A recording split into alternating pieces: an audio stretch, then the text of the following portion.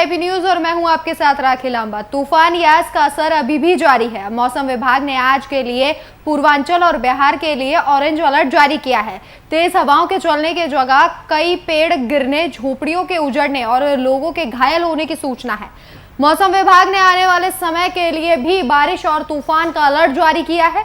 आपको बता दें कि आज प्रधानमंत्री भी आज बंगाल का दौरा करेंगे और वहां के राज्यपाल और मुख्यमंत्री के साथ एक समीक्षा बैठक भी करेंगे। तो तूफान यास का असर अभी भी लगातार जारी है और बिहार और पूर्वांचल को लेकर अलर्ट जारी किया गया है। मौसम विभाग ने ये अलर्ट जारी किया है। आपको बता दें कि जिस तरीके से बंगाल की खाड़ी से जन्मा ये तूफान कई राज्यों में दहशत फैला रहा है और लगातार झमाझम बारिश की खबरें सामने आ रही हैं और ऐसे में आज पीएम नरेंद्र मोदी यास को लेकर एक अहम समीक्षा बैठक कर सकते हैं और इसी के साथ बंगाल जाएंगे और सीएम ममता बनर्जी और वहां के राज्यपाल धनखड़ के साथ एक अहम बैठक करेंगे।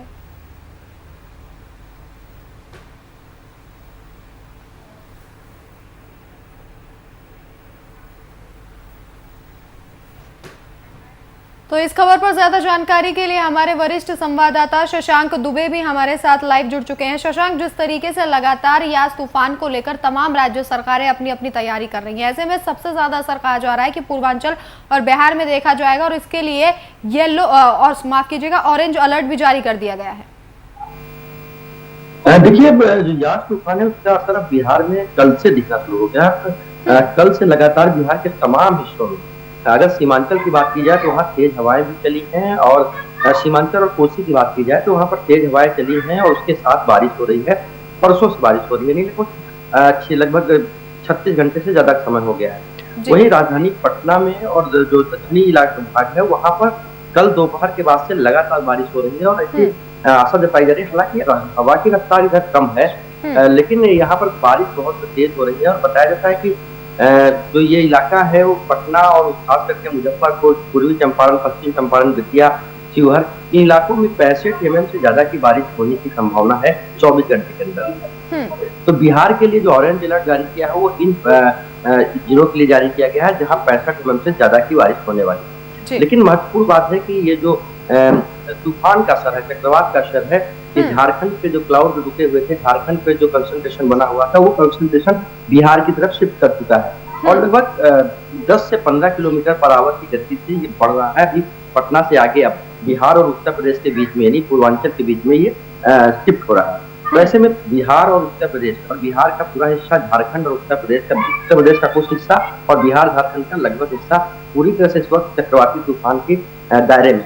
हालांकि चक्रवाती तूफान थोड़ा सा वीक पड़ा था झारखंड आने के बाद, बिहार आते थे और वीक पड़ गया था, इसलिए जो तेज हवाओं का डर था कि काफी तेज हवाएं चलेंगी, बहुत ज्यादा नुकसान होने की संभावना थी, वो थोड़ा सा यहाँ पर मिनिमाइज हुआ है क्योंकि हवा की रफ्तार 40 से 50 किलोमीटर के दरमियान मैक्सिमम रही है बिहार के आसपास में। तो ऐसे में पूरे बिहार में बारिश हो रही है। पटना, राजधानी पटना में भी इस वक्त बारिश हो रही है और झमाझम बारिश हो रही है, जो लगभग 20 घंटे से ज्यादा का समय हो गया जब बारिश रुक नहीं रही। तो ऐसे में पूरी तरह से बिहार के अंदर इस वक्त चक्रवाती तूफान का दायरा है। बिहार सरकार ने पहले से अपने जिला अधिकारियों को और पूरे जो आपदा प्रबंधन विभाग है उसके सभी जिला अधिकारियों को सचेत कर दिया था। 22 क्विक रिस्पॉन्स टीम बनाई गई थी डिजास्टर मैनेजमेंट की पूरे बिहार में, जो कि हर चीज पर निगाह रख रही थी और पूरे बिहार को 3 भागों में बांट दिया गया था, high risk zone, mid risk zone और लो रिस्क जोन। तो हाई रिस्क जोन पे पूरी तरह से निगाह है जहाँ पर वो सीमांचल का एरिया भी है और खास करके ये तिरहुत का और पटना का एरिया है। इन एरियाओं में ऑरेंज अलर्ट है और यहाँ पर हाई रिस्क जोन है। उसके अलावा मिड रिस्क जोन क्या है, तो अगर आप आगे बढ़ेंगे थोड़ा आ रहा और तो वो मिड रिस्क जोन है। इन तमाम इलाकों पर पूरी तरह से निगाह रखी हुई है और देखिए बिहार में सबसे बड़ा खतरा जो है, जो इस तरह के चक्रवात आते हैं, तूफान आते हैं, तो यहाँ पर जो खतरा होता है वो वज्रपात का बहुत ज्यादा होता है। बताया जा रहा है कि जो बिहार के पूर्वी इलाके हैं वहां पर वज्रपात से भी बहुत ज्यादा संभावना है, इसलिए उस पर भी सतर्कता बरतने के लिए निर्देश दिए गए हैं। तमाम जो प्रखंड पदाधिकारी है या थाना स्तर पे है वहां पर लोगों को बरसात के समय में अंदर रहने की बात कही जा रही है, खुले में नहीं जाने की बात की जा रही है, पेड़ों के नीचे नहीं जाने की बात, नहीं आपदा प्रबंधन विभाग के जो प्रोटोकॉल्स हैं उनका पालन करने की बात कही जा रही है। तो पूरी तरह से इस वक्त कहा जा सकता है कि बिहार चक्रवाती तूफान के ग्रिप में है। हालांकि स्थिति बहुत ज्यादा खराब नहीं है। बिल्कुल शशांक, वहीं प्रधानमंत्री नरेंद्र मोदी भी आज यास तूफान को लेकर एक अहम बैठक कर सकते हैं। बंगाल जाएंगे और सीएम ममता बनर्जी के साथ ये बैठक की जाएगी। इसके साथ ही वो राज्यपाल के साथ भी एक बैठक करेंगे। इसको लेकर क्या कुछ जानकारी? देखिए, आज प्रधानमंत्री उड़ीसा और बंगाल दोनों जगह जाएंगे। सबसे पहले वो भुवनेश्वर जाएंगे और उसके बाद वो बंगाल जाएंगे। उड़ीसा और बंगाल की यही दो राज्य हैं जो सीधे चक्रवाती तूफान के दायरे में आए थे। जो पहले हिट हुआ था, जो साइक्लोन जो उसने जमीन को हिट किया था, वो उड़ीसा में है और बंगाल के इलाके में भी है। तो ऐसे में इन दोनों जगहों पर जो कोस्टल एरिया थे वहाँ काफी नुकसान हुआ है और लगभग 110 से 120-30 किलोमीटर की रफ्तार से साइक्लोन हिट किया था। तो तटीय क्षेत्रों में काफी हुआ है। हालांकि इस बार जो मैनेजमेंट की जो खास करके उड़ीसा मॉडल की बात की जाए, बीजू पटनायक की बात की जाए, जिसको कहा जाता है कि जो डिजास्टर है इसको रोका तो नहीं जा सकता, लेकिन इसके जो खतरात हैं, इनके जो खतरे हैं, इसको मिनिमाइज किया जा सकता है, इसकी लॉस को मिनिमाइज किया जा सकता है। तो इस बार बहुत गजब का मैनेजमेंट रहा है उड़ीसा का और बंगाल का, जिसमें उन्होंने सारी डिजास्टर जो मैनेजमेंट है, लो रिस्क को मिनिमाइज किया उन्होंने। और 1 से 2 मौतें ही हुई है, यानी जान माल की हानि बहुत कम हुई है, माल की हानि अच्छी हुई है। कोस्टल इलाके में तमाम घर हो गए हैं, तमाम चीजों का नुकसान हुआ है, पब्लिक प्रॉपर्टी का लॉस हुआ है, सड़कें बह गई हैं, लेकिन कहीं से भी बड़ी खबर नहीं आई है कि कोई जान की नुकसान हुआ हो, किसी की कैजुअलिटी ज्यादा हुई हो। बहुत ही महत्वपूर्ण था, लेकिन लॉस बहुत ज्यादा हुआ है। तो आज प्रधानमंत्री उड़ीसा और बंगाल दोनों का एरियल सर्वे भी करेंगे, हवाई सर्वेक्षण भी करेंगे, देखेंगे कि लॉस कितना हुआ है, क्योंकि तूफान वहां से शिफ्ट करके आगे बढ़ चुका है। और उसके बाद वो दोनों सरकारों के साथ बैठक करेंगे, उसकी लॉस का जायजा लेंगे और जो केंद्र सरकार द्वारा जो मदद दी जानी है या केंद्र सरकार को जो मदद करनी है उसका असेसमेंट करेंगे।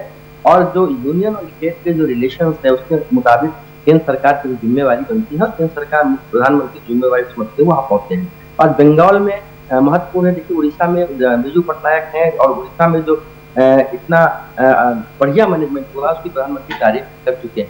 और वो एक मॉडल माना जाता है, बीजू पटनायक मॉडल माना जाता है कि कैसे साइक्लोन का मैनेजमेंट किया जाए, साइक्लोन डिजास्टर मैनेजमेंट किस तरह किया जा सकता है। और उधर बंगाल में भी इस बार सरकार ने बहुत अच्छा काम किया है, पहले से सूचना थी, तमाम तैयारियां थी। और प्रधानमंत्री वहां जाएंगे, संभव है कि दोनों राज्यों के लिए एक बड़े राहत पैकेज की भी घोषणा की जाए, क्योंकि कोस्टल इलाके में काफी ज्यादा लॉस हुआ है। कई जिले जो है, मिदनापुर और दीघा का इलाका जो है वहां पर, और उड़ीसा में बालासोर का इलाका है या फिर चांदीपुर का इलाका है, तमाम इलाकों में काफी ज्यादा कोस्टल एरिया में और उसके अंदर डीप करीब 50 से 60 किलोमीटर डीप में भी जाकर काफी ज्यादा लॉस हुआ है। तो प्रधानमंत्री इसका सर्वेक्षण करेंगे, केंद्रीय टीम जो उनके साथ है, विशेषज्ञों की टीम है, वो तमाम टीम इन चीजों का करेगी और आकलन करेगी और प्रधानमंत्री राज्यों की सहायता के लिए कोई आर्थिक पैकेज की भी घोषणा कर सकते हैं।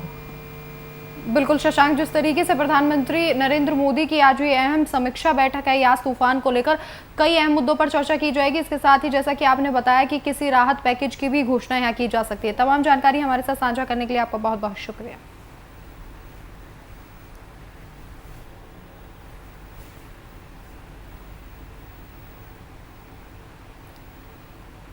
वहीं मधुबनी जिले में यास चक्रवाती तूफान के प्रभाव आते ही शहरी और ग्रामीण इलाकों में बिजली ठप हो गई।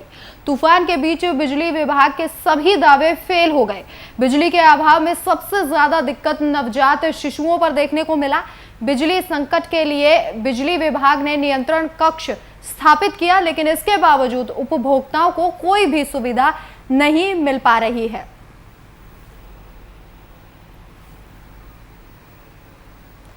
तो यास के प्रभाव से बिजली सेवाएं पूरी तरीके से ठप हो गई हैं और जिसके चलते नवजात शिशुओं को सबसे ज़्यादा परेशानी हो रही है। आपको बता दें कि जिस तरीके से तूफान आया है, तमाम जो दावे हैं बिजली विभाग के सभी फेल होते नजर आ रहे हैं।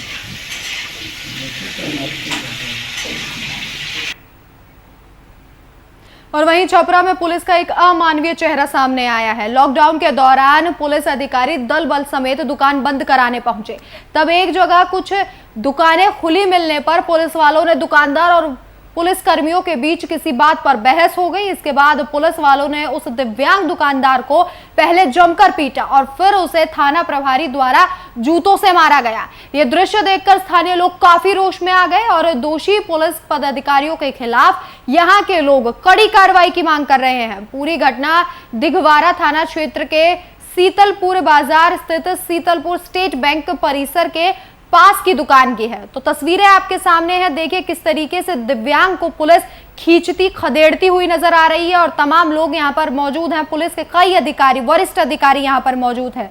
देखिए तस्वीरों में किस तरीके से पुलिस का अमानवीय चेहरा नजर आ रहा है। यही सुरक्षा, सहयोग और सेवा के दावे हैं जो इन तरीके की तस्वीरों से खारिज होते दिखाई देते हैं। खाकी को शर्मसार कर देने वाली ये तस्वीरें हैं। इसके साथ ही मानवता पर भी सवाल उठाती ये तस्वीरें। देखिए किस तरीके से दिव्यांग को पुलिस वाले खदेड़ रहे हैं। इसके साथ ही थाना प्रभारी ने इस दिव्यांग को जूतों से मारा और इस पूरी घटना को देखते हुए ग्रामीणों में काफी रोष है। स्थानीय लोग लगातार इन पुलिस वालों के खिलाफ कार्रवाई की मांग कर रहे हैं। तो इस खबर पर ज्यादा जानकारी साझा करने के लिए हमारे संवाददाता राजू जायसवाल फोन लाइन पर मौजूद हैं। राजू, जिस तरीके की यह तस्वीर सामने आई है, लॉकडाउन के दौरान इस तरीके से जो तमाम नियम है उनका पालन करवाना, क्या यही खाकी की जिम्मेदारी है? हेलो जी राजू, आवाज पहुंच पा रही है आप तक? हाँ, पहुंच रही है जी राजू, जिस तरीके की ये तस्वीरें सामने आ रही हैं, क्या यही खाकी की जिम्मेदारी है? क्या इसी तरीके से नियमों का पालन करवाया जाएगा?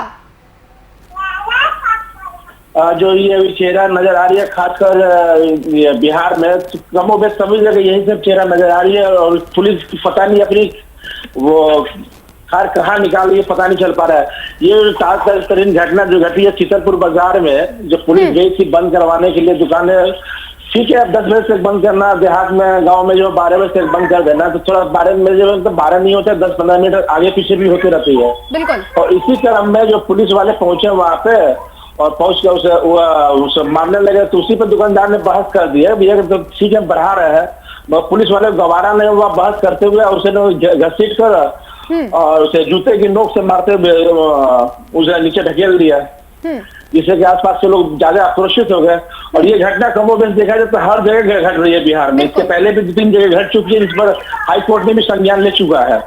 बहुत पुलिस वाले हैं कि सुधरने का नाम ही नहीं ले रहे हैं। और राजू, जैसा कहा जाता है कि नीतीश के शासन में जो अफसरशाही है वो चरम पर है। इन तस्वीरों से यही साफ होता है कि खाकी अब सरकार की नहीं सुन रही है। और ये पहली तस्वीर नहीं है, इससे पहले भी वीआईपी न्यूज कई ऐसी तस्वीरें दिखा चुका है जहां लॉकडाउन के दौरान महिलाओं के साथ तक बदतमीजी की गई, लेकिन नीतीश सरकार इस पे पूरे तरीके से चुप्पी साधे हुए है।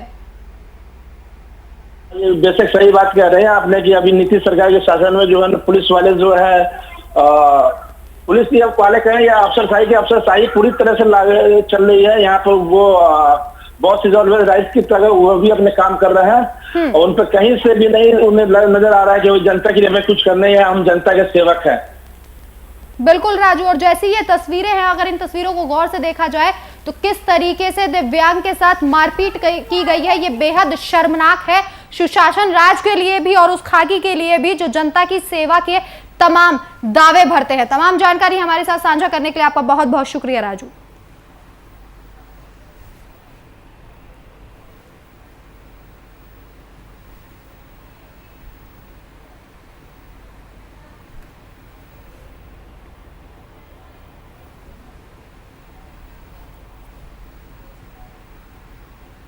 कोरोना की दूसरी लहर में बिहार में लॉकडाउन है। लॉकडाउन को कारगर बनाने के लिए पुलिस सड़कों पर डंडे तक भांज रही है।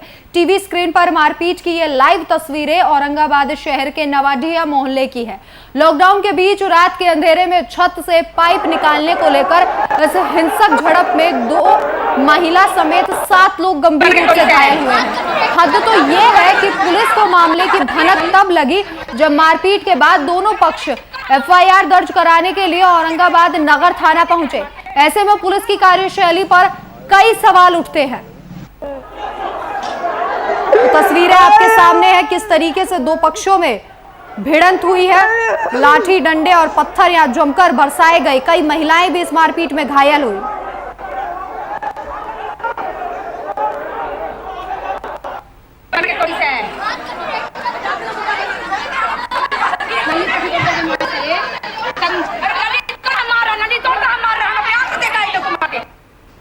हम लोग खाना उना खा के ही टहल रहे थे कि शायद चूँकि उन लोगों ने जो तमाशा किया था अपने घर पर से ये बना के क्या कहा जाता है पानी निकासी का जो बनाया था वो इस टाइप का बनाया कि वो रोड पर पूरा रोड पर पानी गिरता था चटरा, जिसमें हम लोगों ने जाके वार्ड कमिश्नर को भी कहा। उसके बाद जो है फिर इसके घर पे भी आदमी भेजा कि जैसा ये मामले को बोलिए कि वो पानी पाइप के जरिए निकालें, मगर ऐसी बात नहीं हुई है। वहाँ 2 दफ़ा हमारे भाई जो 80 बरस के हैं का जब वो गए बोलने की कोशिश किया, मगर एक बात समझने के लिए तैयार नहीं, बोले कि नहीं ऐसी हो। आखिर में उन लोगों ने हम लोगों के साथ लड़ाई और झगड़े पर उतारू हो गए, ईंटा पत्थर चलाने लगे। वहीं बांका के खड़हाड़ा पंचायत में नवनिर्मित प्राथमिक स्वास्थ्य केंद्र का विधिवत उद्घाटन विधायक राम नारायण मंडल ने फीता काट कर किया। कोरोना काल में बेहतर स्वास्थ्य व्यवस्था बेहतर करने के लिए पहल में इस अत्याधुनिक सुविधाओं से लैस अस्पताल को जनसेवा में समर्पित किया गया है। इसके बाद विधायक मंडल ने अधिकारियों के साथ ओपीडी, ओटी कक्ष, दवाई की स्टॉक का भी निरीक्षण किया। यहाँ आज से ही कोविड टीकाकरण, सभी जांच, दवाई समेत इलाज के लिए 24 घंटे डॉक्टरों और नर्स की तैनाती की गई है।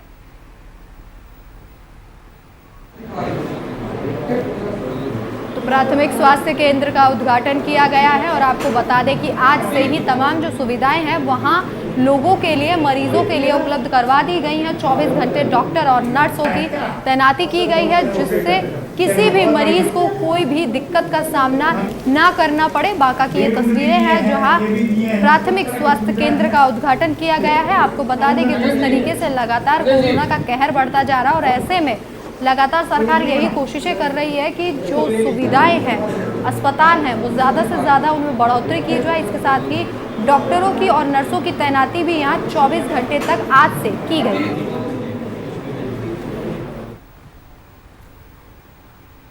कोरोना की दूसरी लहर के बीच झारखंड के कक्षा 9वीं और 11वीं के छात्रों को एकेडमिक ईयर 2020 से 21 के लिए बिना परीक्षा के प्रमोट कर दिया गया है। झारखंड में करीब 8 लाख छात्रों को बिना परीक्षा दिए ही पास कर अगली कक्षा में प्रमोट कर दिया गया है।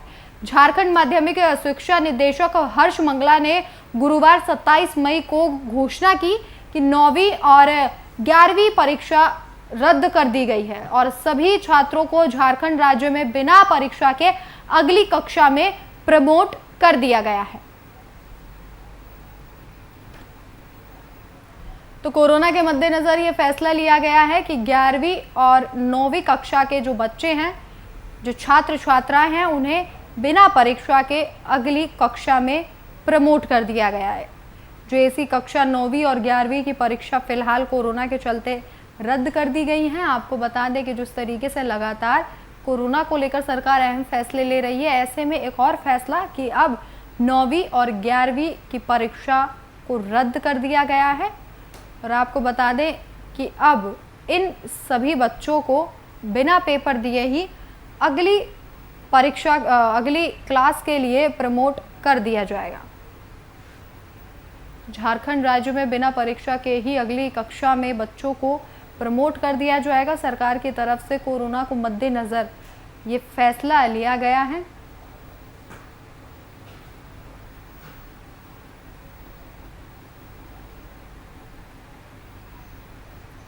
छात्रों को अगली कक्षा में प्रमोट कर दिया जाएगा। परीक्षाएं रद्द कर दी गई हैं कोरोना के चलते। आपको बता दें कि लेकिन झारखंड में फिलहाल रिकवरी रेट बेहतर है और इसी के साथ कोरोना को भी काफ़ी हद तक काबू कर लिया गया है।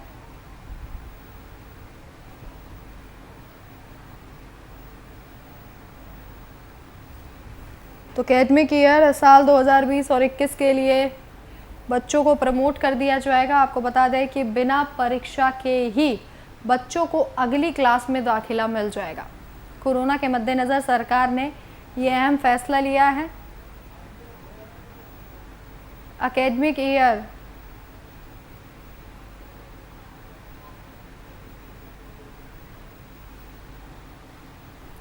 तो इस खबर पर ज्यादा जानकारी के लिए हमारे बिहार झारखंड के संपादक कुंदन कृतज्ञ जी हमारे साथ लाइव जुड़ गए हैं। कुंदन जी, जिस तरीके से लगातार सरकार अहम फैसले कर रही है, ऐसे में एक और फैसला कि 11वीं और 9वीं के बच्चों को बिना परीक्षा दिए ही अगली कक्षा के लिए प्रमोट कर दिया जाएगा, क्या कुछ जानकारी? देखिए, झारखंड एकेडमिक काउंसिल काफी लंबे समय से इस अपने निर्णय को लेकर सोच विचार कर रही थी और 9वीं क्लास में 9वीं कक्षा में झारखंड एकेडमिक काउंसिल में 4,60,000 और 11वीं कक्षा में 3,50,000 छात्रों का रजिस्ट्रेशन किया गया था और परीक्षा देना था।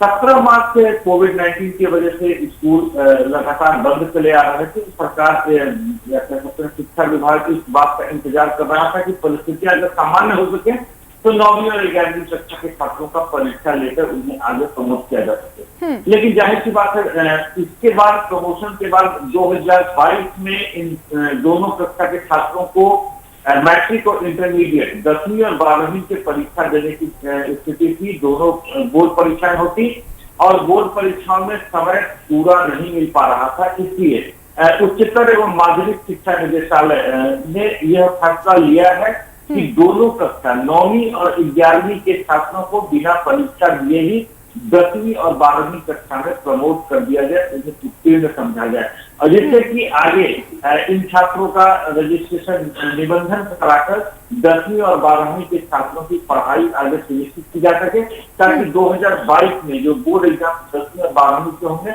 उसमें ये छात्र ठीक तरीके से अपने कोर्स को कंप्लीट करके परीक्षा में सम्मिलित हो सके। जाहिर तौर पर कोरोना संक्रमण को लेकर जिस तरीके से यह उच्चतर एवं माध्यमिक शिक्षा निदेशालय ने फैसला लिया है, कल उच्च निदेशक हर्ष मंगला ने इस संबंध में अधिसूचना भी जारी कर दी है और तमाम जिला उपायुक्तों और जिला शिक्षा सचिवों को इस संबंध में निर्देश दिए जा चुके हैं। जी राखी। बिल्कुल कुंदन जी, लेकिन क्या ऑनलाइन परीक्षा नहीं करवानी चाहिए थी सरकार को? देखिए राखी, इस बात में कहीं कोई दो राय नहीं है कि झारखंड में ऑनलाइन कक्षाएं संचालित कर पाना, जो झारखंड के आर्थिक हालात हैं या झारखंड के जो भौगोलिक हालात हैं और जिस तरीके से दूर दराज के गांव से छात्रों की स्थिति है, वहां पर अभी तक मोबाइल टेक्नोलॉजी या मोबाइल और इंटरनेट की सुविधाएं नहीं पहुंच सकती हैं। इसलिए सरकार भी मानती है, शिक्षा विभाग भी मानता है, अभिभावक भी मानते हैं और छात्र भी मानते हैं कि तमाम छात्रों का झारखंड में ऑनलाइन कक्षाओं के माध्यम से पढ़ाई कर पाना या पढ़ाई सुनिश्चित कराना थोड़ा कठिन है। तो ऐसे में सरकार का यह फैसला या विभाग का जो फैसला है वो फैसला आप कह सकते हैं कि ग्राउंड रियलिटी से कनेक्टेड है। ठीक है कुंदन जी, लगातार हमारे साथ जानकारी साझा करने के लिए आपका बहुत बहुत धन्यवाद।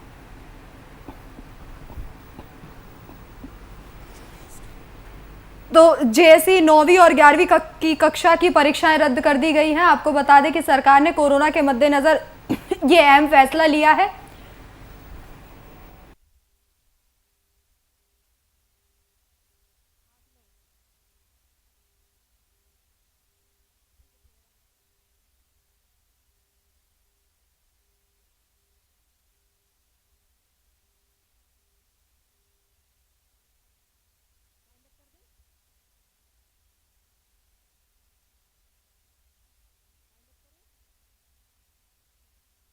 तो झारखंड सरकार ने एक अहम फैसला लिया है कि कोरोना के मद्देनजर अब सभी परीक्षाएं जो 11वीं और 9वीं क्लास की है उनको रद्द कर दिया गया है। इसी के साथ आपको जानकारी दे दें कि इन बच्चों को बिना परीक्षा के ही अगली कक्षा में प्रमोट कर दिया जाएगा और छात्रों को अगली कक्षा में प्रमोट किया जाएगा। इसके लिए पहले से ही बातचीत लगातार जारी थी और अब झारखंड सरकार ने यह अहम फैसला लिया है कि बिना परीक्षा के ही छात्रों को अगली कक्षा में प्रमोट कर दिया जाएगा।